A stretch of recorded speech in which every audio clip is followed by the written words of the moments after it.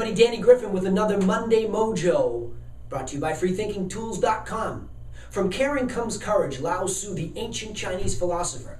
So you roll out of bed in the morning feeling like getting through the day might be the equivalent of climbing Mount Everest, wondering where you'll get the energy to crawl into the shower and hope that maybe the water will give you a boost enough to get motivated to get dressed. Maybe you'll fight the wardrobe gremlins until you find some clothes that compliment you in spite of the bad hair day.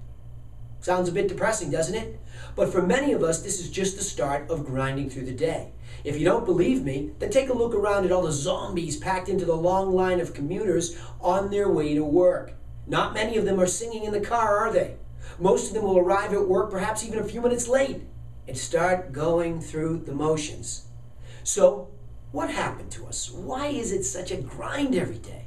Some people can't make it through the day without getting a buzz, drinking beer, or getting high.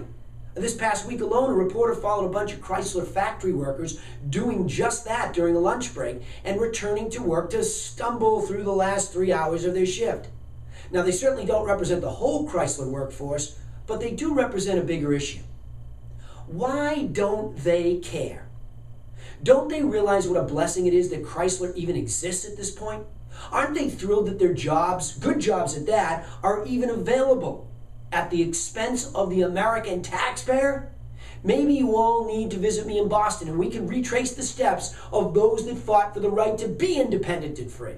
Maybe we need to take a walk in New York City and look into the hole that was once the Twin Towers, destroyed by those who hate our capitalistic, opportunistic society.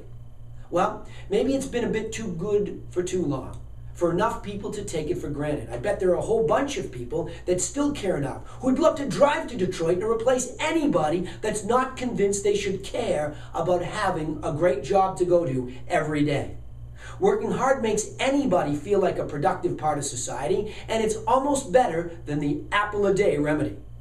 This week I got so frustrated by people that don't seem to care about themselves that I jumped off a bridge with a knife in my hand to dramatically illustrate a simple point about hard work. You know why I did it? Because I do care. I care that people understand that they're gifted. I care enough to get really upset when they spew excuses all over themselves and use them as justification for why the mean old world is against them.